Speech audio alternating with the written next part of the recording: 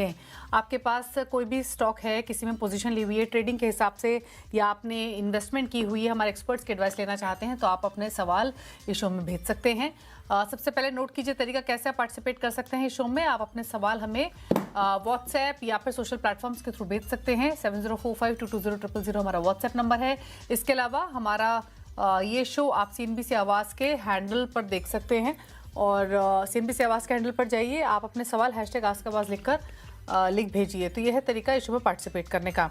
आज हमारे साथ है manasjaiswal.com के मानस जायसवाल, आपके सभी क्वेरीज को आंसर करने के लिए। बात करते हैं मानस से, कल की स्ट्रैटेजीज पर भी आउटलुक लेते हैं। लेकिन सबसे पहले क्विक रिकैप लेकर आते हैं। जुलाई की मंथली एक्सपायरी के दिन बाजार सीमित दायरे में रहा। दिन भर वॉलेटिलिटी के साथ ट्रेड हुआ और फाइनली सेंसेक्स निफ्टी उसी के साथ क्लोज भी हुए। लगभग फ्लैट क्लोजिंग रही। हालांकि मिड कैप इंडेक्स में मामूली बढ़त देखने को मिली। कैसा रहा ओवरऑल एक्शन आज का, समझते हैं रक्षा रावत से। रक्षा बताएं। हफ्ते का दूसरा कारोबारी दिन यानी निफ्टी की वीकली एक्सपायरी का दिन, और मार्केट में आज एक टिपिकल एक्सपायरी मूव देखने को मिला। बाजार ने एक रेंज में कारोबार किया, और अगर क्लोजिंग की बात करें तो यहां पर निफ्टी ने एक फ्लैट क्लोजिंग दी है। निफ्टी बैंक की बात करें तो यहां पर अंडर परफॉर्मेंस देखने को मिली और करीब करीब ½ % के दबाव के साथ बंद हुआ है। सेंसेक्स यहां पर भी उतार चढ़ाव देखने को मिला, और मिड कैप स्मॉल कैप की बात करें तो यहां पर भी एक रेंज बाउंड कारोबार आज के सत्र में हमें देखने को मिला। आज की सेक्टोरल पिक्चर की बात करें तो यहाँ पर पिक्चर कल के मुकाबले काफी खराब होती हुई नजर आई। निफ्टी IT ने आज काफी अच्छा परफॉर्मेंस किया, और इसके अलावा रियलिटी स्पेस जहां कल भी तेजी थी तो आज भी कंटिन्यू करता हुआ नजर आया। इंडिया विक्स यहाँ पर एक फ्लैट क्लोजिंग हुई है। इसके अलावा फार्मा और ऑटो में थोड़ी बहुत खरीदारी नजर आई, लेकिन बाकी सारे ही counters PSU bank, metal, FMCG, financial, defence, capital market, energy, capital good, सारे ही इंडेक्स जो है वो गिरावट के साथ बंद हुए हैं। लेकिन आज के निफ्टी 50 गेनर्स की बात करें तो यहाँ पर आज जो गेन्स दिखाई दिए उसमें IT काउंटर्स लीड करते हुए नजर आए। TCS काफी अच्छा कारोबार किया और 4.5% की तेजी के साथ क्लोज हुआ है। इटर्नल कल यहाँ पर गेन्स थे और आज भी अपनी तेजी को कंटिन्यू करते हुए नजर आया ये काउंटर। इसके अलावा टेक महिंद्रा IT स्पेस से यहाँ पर भी अच्छे खासे गेन्स हमें दिखाई दिए। इसके अलावा नेस्ले यहाँ पर भी एक अच्छा खासा कारोबार आज के सत्र में देखने को मिला। लेकिन आज के लूजर्स की बात करें तो यहाँ पर HUL, BEL, कोल इंडिया तीनों के ही नतीजे आए और स्ट्रीट को नतीजे पसंद नहीं आए, जिसके बाद स्टॉक पर डेंट पड़ता हुआ दिखाई दिया। इसके अलावा टाटा कंज्यूमर यहाँ पर भी गिरावट देखने को मिली, और ये सारे ही स्टॉक निफ्टी 50 लूजर में शामिल हुए। लेकिन एक स्पेस है जो कल भी फोकस में था और आज भी यहाँ पर हमें तेजी देखने को मिली है, वो है रियलिटी स्पेस। यहाँ पर Lodha, brigade enterprises, Godrej properties, Prestige सारे ही काउंटर्स थे जिन्होंने आज रियलिटी स्पेस को लीड किया। लेकिन एक और स्पेस है जो आज फोकस में रहा, वो है FMCG स्पेस। यहाँ पर गिरावट नजर आई। Varun beverage, HUL, Tata consumer, Balrampur Chini, ये सारे स्टॉक थे जिन्होंने आज जो है FMCG स्पेस को सपोर्ट नहीं किया और यहाँ पर गिरावट नजर आई। तो आज का मार्केट का मूड और माहौल एक रेंज बाउंड नजर आया। तो ये रहा पूरा अपडेट मार्केट्स का जो रक्षा ने समझाया, और आप समझते हैं कि अगले सेशन की स्ट्रैटेजी आपकी क्या हो सकती है, क्या रणनीति के साथ आप आगे बढ़ सकते हैं। तो मानस काफी लैकलस्टर सेशन था आज, दिन भर रेंज में ट्रेड हुआ, बहुत ही स्टॉक स्पेसिफिक एक्शन था, earning specific action to be precise ज्यादा देखने को मिल रहा था स्टॉक्स पर तेजी या मंदी की तरफ। अब overall Nifty bank Nifty perspective से अगले सेशन के लिए क्या स्ट्रैटेजी रिकमेंड करेंगे? नमस्कार दीपाली जी। तो देखिए, निफ्टी ने 2 दिनों की रिकवरी के बाद 10-20 डे मूविंग एवरेज पे थोड़ी प्रॉफिट बुकिंग दिखाई है, या वहां पर निफ्टी ने रेजिस्टेंस फेस किया है। तो मेरा समझना है कि अगर किसी के पास लॉन्ग पोजीशन है तो उसको होल्ड करें। 23,800 के नीचे आपको स्टॉप लॉस लगा के पोजीशन को होल्ड करना है। और जिस तरह के पैटर्न्स है उसको देख के लग रहा है कि शायद थोड़े कंसोलिडेशन के बाद 10-20 डे मूविंग एवरेज को ब्रेक करके शायद 24,240 की तरफ निफ्टी जाने की कोशिश करेगा। तो फिलहाल के लिए अपनी लॉन्ग पोजीशन को होल्ड करें 23,800 के स्टॉप लॉस से। अगर आपको फ्रेश खरीदारी करनी है तो थोड़ा वेट कर लें, 24,050 के ऊपर फ्रेश खरीदारी करेंगे और उस केस पे 24,950 का स्टॉप लॉस लगा लें।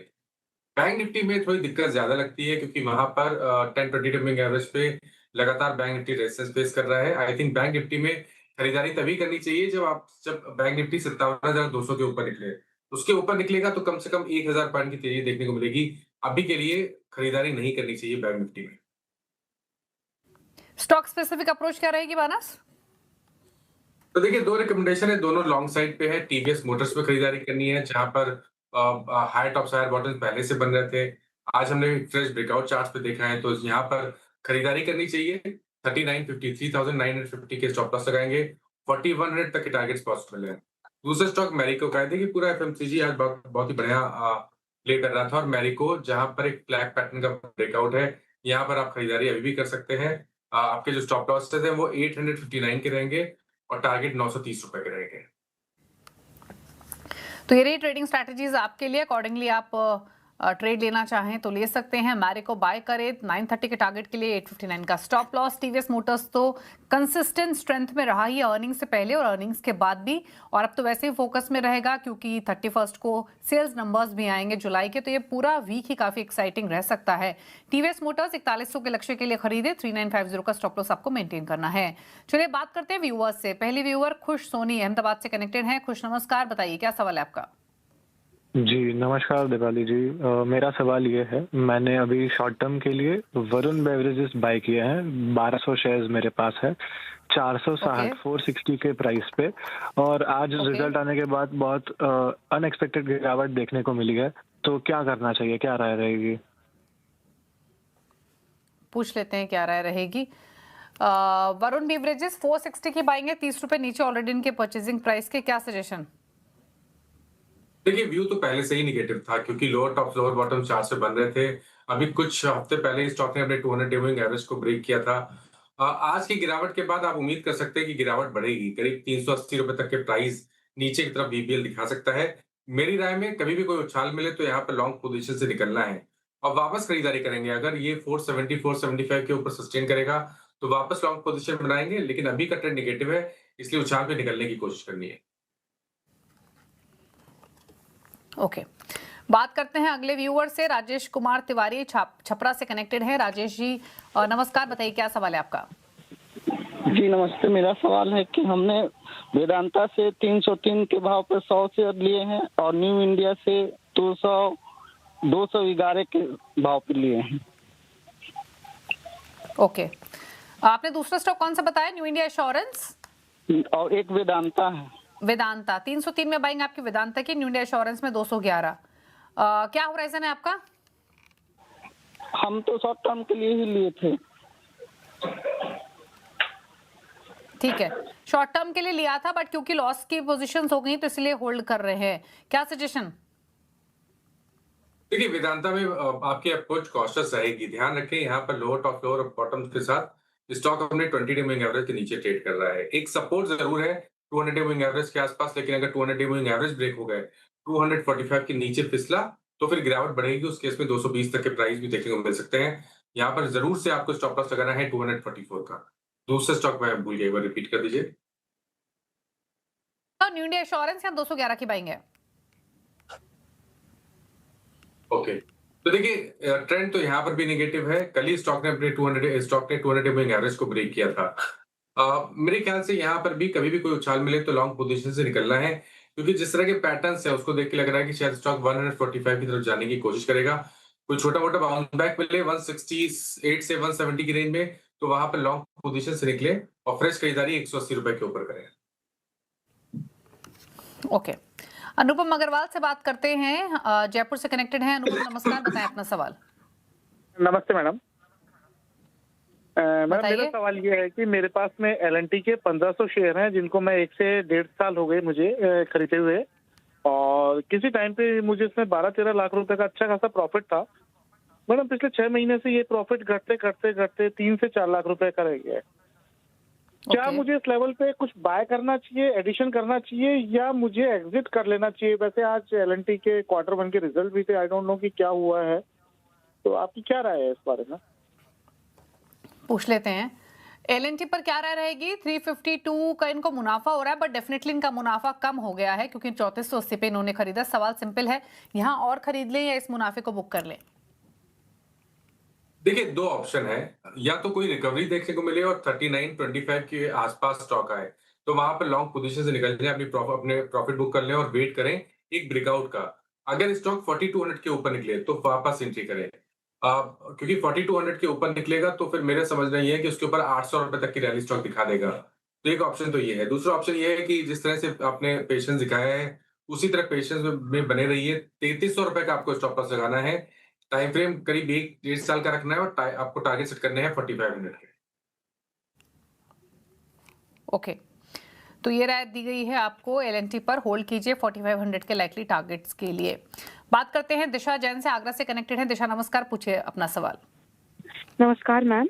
Ma'am, I have grow 1350 shares at the rate 204 and I have DAM Capital 2000 shares at the rate 171. Okay, ठीक है। आपका होराइजन क्या है दोनों में?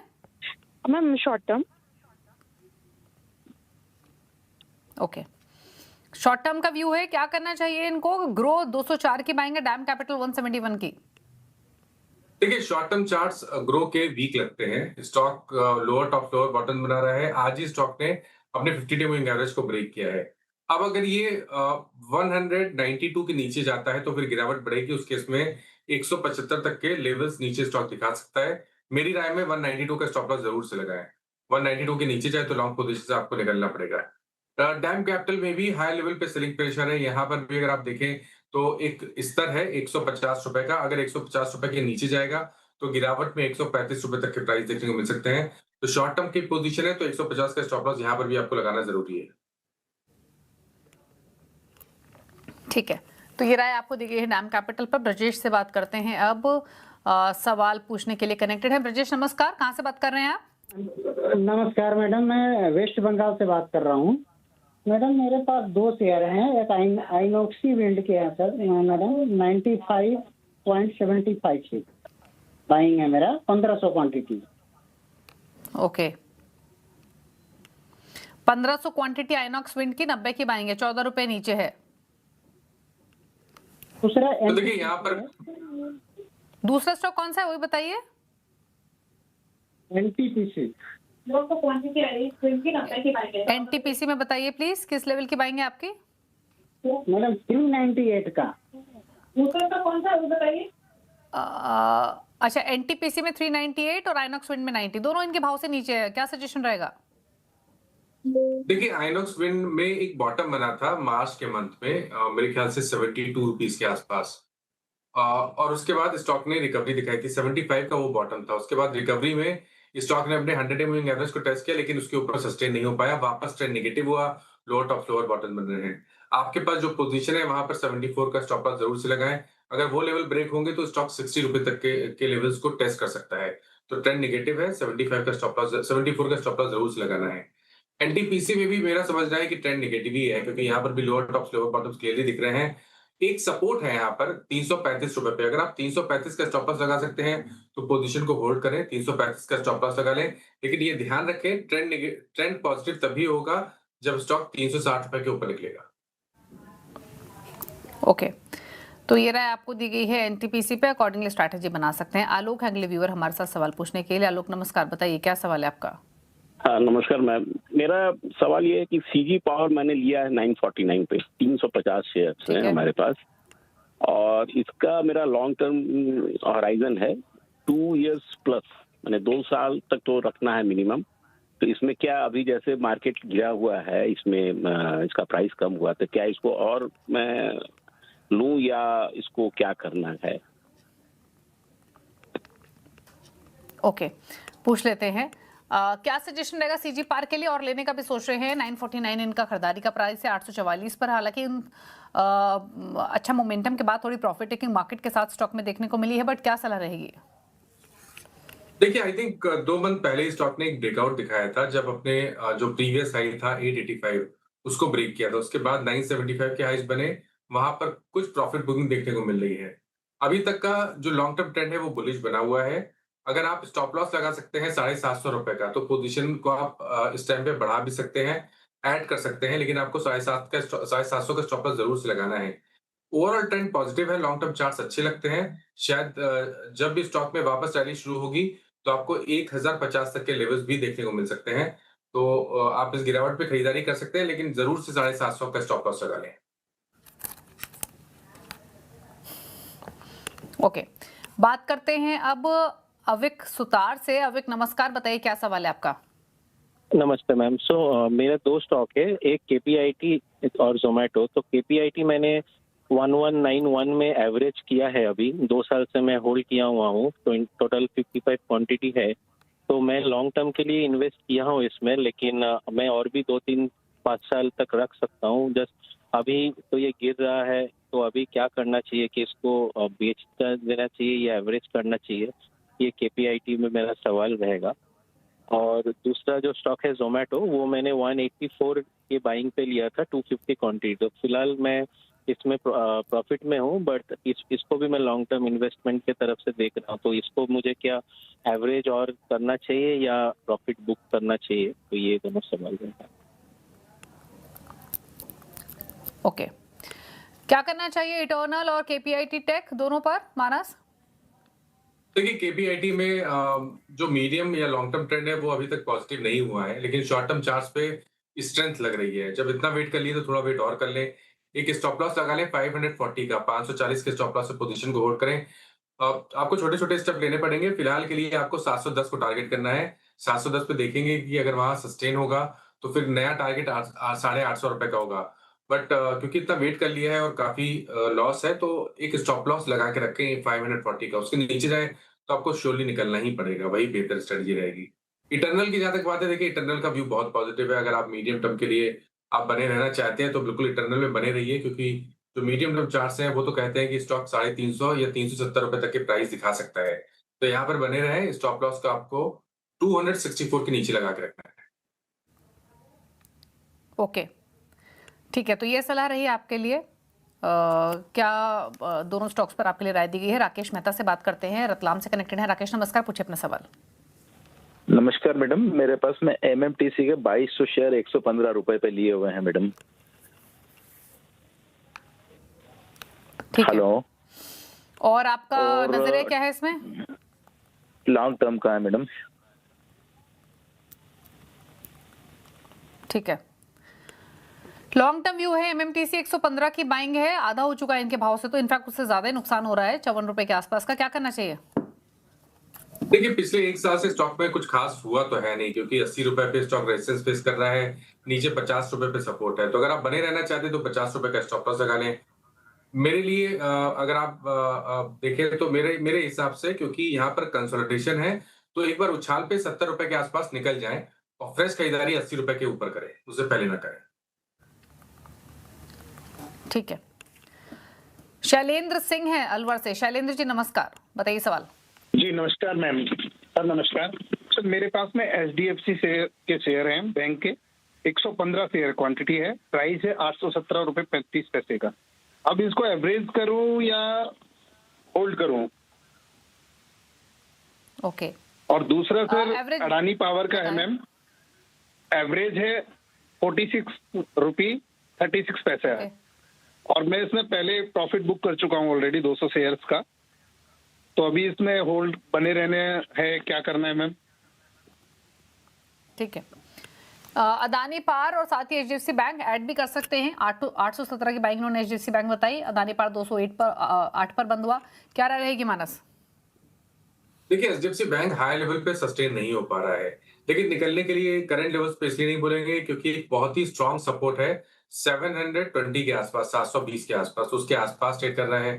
तो 720 के स्टॉप लॉस से पोजीशन को होल्ड करें। उछाल पे अगर 800 रुपए के आसपास है तो वहां पर फ्रेश तो आपकी जो पोजीशन है 800 रुपए के आसपास, वहां पर निकलने की कोशिश करनी है और फ्रेश खरीदारी 860 रुपए 860 के ऊपर ही करनी है।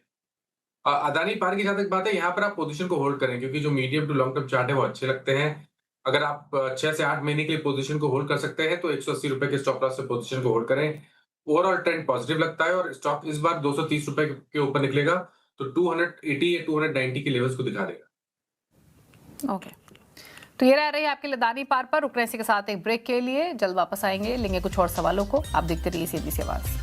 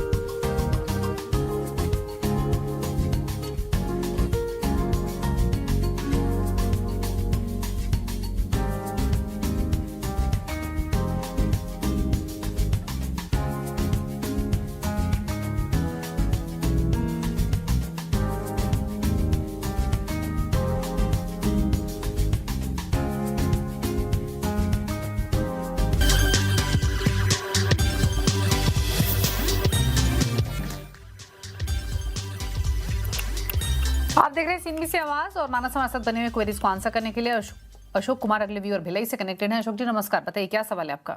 नमस्ते मैडम, मेरे पास REC के 250 शेयर था, ये 346 के रेट पर। तो पूछना था कि CFC के मर्जर तक रखूं तो क्या होगा, इस फायदा होगा कि निकल जाऊं इसको। REC 346 की बाइंग 22 रुपए ऊपर है, न्यूज फ्लो के बेसिस पे होल्ड करना चाहते हैं, क्या सजेशन रहेगा? देखिए यहाँ पर एक inverse head and shoulder pattern बन रहा है जिसका नेकलाइन 390 रुपए के आसपास है। अगर स्टॉक 390 रुपए के ऊपर निकल गया तो 475 तक के टारगेट आप देख सकते हैं आने वाले समय में। आई थिंक चांस लेना चाहिए, आपके पास पोजीशन है तो होल्ड करें। 340 रुपए के नीचे आपको स्टॉप लॉस लगा रहे हैं। ओके, होल्ड करने की सलाह है 340 के स्टॉप लॉस के साथ। मोहम्मद सलमान औरंगाबाद से कनेक्टेड हैं। सलमान साहब नमस्कार, बताएं अपना सवाल। Good evening all of you. Sir मेरा जो है SRF लिया है मैंने 2795 पे। हेलो, 150 शेयर है। मुझे पूछना है इसके लिए क्या करना है। और एक टाटा इलेक्सी है 150 शेयर 3717 पे लिया हुआ है। ठीक है, पूछ लेते हैं क्या सलाह रहेगी। टाटा एलेक्सी और SRF दोनों पर। SRF में 2796 के बाएंगे, टाटा एलेक्सी 3718। आपका होराइजन क्या है वैसे स्टॉक में? Yes ma'am. आपका होराइजन क्या है स्टॉक में? मैम मुझे अभी इसको लॉन्ग टर्म के लिए लेना है, लगभग एक 3 मंथ्स टू मंथ शॉर्ट। ठीक है, शॉर्ट टर्म का व्यू है, क्या करना चाहिए दोनों पोजीशंस में? तो देखिए SRF में तो आपको बाउंस बैक पे निकलना है क्योंकि स्टॉक में ट्रेंड नेगेटिव लग रहा है शॉर्ट टर्म चार्ट्स पे। तो बाउंस बैक मिले 2700-2725 के आसपास, तो वहां पर लॉन्ग पोजीशन से निकले और फ्रेश खरीदारी 2800 रुपए के आसपास करें, उसके ऊपर ही करें। वो ब्रेकआउट आएगा 2800 रुपए का तो ही खरीदारी करनी है। टाटा एलेक्सी में शॉर्ट टर्म के लिए आप पोजीशन को होल्ड कर सकते हैं। पिछले हफ्ते एक हैमर पैटर्न बना है वीकली चार्ट पे, तो 3350 के स्टॉप लॉस से पोजीशन को होल्ड करें। स्टॉक 3700 रुपए 3700 के ऊपर निकला तो 4000 रुपीज तक के प्राइस देखने को मिल सकते हैं स्टॉक में। ठीक है, बात करते हैं पराग दामले से, मुंबई से कनेक्टेड हैं। पराग नमस्कार, पूछे अपना सवाल। नमस्ते, मेरा नाम पराग है। मेरे पास 1200 शेयर्स हैं बैंक ऑफ इंडिया के 134 रुपए पे। मैंने पिछले 5 साल के भी ये देखे थे, तो इनके ग्रॉस NPA नेट NPA सब बहुत इम्प्रूव हो रहे हैं। 5.3 या 5.4 पे ये शेयर है। इस क्वार्टर के रिजल्ट्स भी बहुत अच्छे थे, फिर ये स्टॉक क्यों गिर रहा है, मैं जानना चाहता हूँ। ठीक है, पूछ लेते हैं। बैंक ऑफ इंडिया 134 की बाइंग और 136 पर ट्रेड हो रहा है, 2 रुपए ऊपर है हालांकि इनके भाव से। बट अर्निंग्स क्योंकि मार्केट का मूड भी, हालांकि मानस भी इस बात से एग्री करेंगे, इस तरीके का ही रहा है। बट स्टिल मानस क्या सजेशन इनके लिए? देखिए मेरा भी व्यू बैंक ऑफ इंडिया के लिए बुलिश है, लेकिन शायद इसमें 12 से 15 मंथ का समय लगेगा। आपको टारगेट सेट करने हैं 190 रुपए के आसपास के 1 साल के टाइम फ्रेम के हिसाब से, और एक स्टॉप लॉस जरूर से लगाना है 119 रुपए के नीचे। अगर 119 का आंकड़ा ब्रेक हो तो आपको लॉन्ग पोजीशन से निकलना पड़ेगा। अभी के लिए कंसोलिडेशन है, लेकिन लॉन्ग टर्म चार्ट पे जब आप देखते हैं मंथली या वीकली चार्ट पे, तो वहां पर आपको high tops high bottoms clearly दिखते हैं। ठीक है, तो ये रही सलाह आपके लिए बैंक ऑफ इंडिया पर 190 के लाइकली टारगेट्स के लिए आप होल्ड करें, ये सलाह है। बात करते हैं अब अगले व्यूअर से, और दीपक कुमार अगले व्यूअर हैं पटना से। दीपक नमस्कार, बताएं अपना सवाल। ठीक है, 23,387 के रेट पे, और बेल है BEL 80 क्वांटिटी है 406 पे। 406 पर आपके पास भारत इलेक्ट्रॉनिक्स है, और इसके अलावा आपके पास महिंद्रा लॉजिस्टिक्स भी है, महिंद्रा राइट? लॉजिस्टिक 23 है 387 के। ठीक है, पूछ लेते हैं। मानस बताइए क्या सजेशन BEL और महिंद्रा लॉजिस्टिक्स दोनों पर? तो देखिए BEL में तो आपको निकलना पड़ेगा क्योंकि स्टॉक ने बहुत ही अहम सपोर्ट जो कि 402 रुपए के आसपास था उसको ब्रेक किया है। आई थिंक यहाँ पर गिरावट बढ़ सकती है, शायद ये 360 रुपए की तरफ जाने की कोशिश कर सकता है। तो मेरी राय में कभी भी कोई बाउंस बैक मिले तो यहाँ पर लॉन्ग पोजीशन से निकले और खरीदारी 425 रुपए के ऊपर ही करें। महिंद्रा लॉजिस्टिक में बने रहिए, ओवरऑल ट्रेंड पॉजिटिव लगता है, और स्टॉक अगर 440 के ऊपर निकलेगा तो उसके ऊपर आपको 80 रुपए तक का की रैली देखने को मिल सकती है। तो यहाँ पर बने रहिए, आपके स्टॉप लॉस 378 के नीचे रहेंगे। ठीक है, तो ये राय रही आपके लिए महिंद्रा लॉजिस्टिक्स पर, और 410 की के लेवल्स पर बंद हुआ, आप होल्ड कीजिए, ये राय रहेगी। चलिए माना, शुक्रिया आपका आने के लिए शो में, सभी क्वेरीज को आंसर करने के लिए। Closing comment. तो देखिए, जिन स्टॉक्स के बारे में बात हुई, किसी भी स्टॉक में मेरा पर्सनल पोजीशन नहीं है, पर इनमें से कुछ स्टॉक ऐसे हैं जो हम लोग अपने क्लाइंट्स को रिकमेंड करते रहते हैं, तो उनके पास उन स्टॉक से पोजीशन हो सकती है। ओके, शुक्रिया आपका शो में आने के लिए। इसी के साथ एक ब्रेक, उस पर भी खबरें जारी है CNBC आवाज पर। नमस्कार।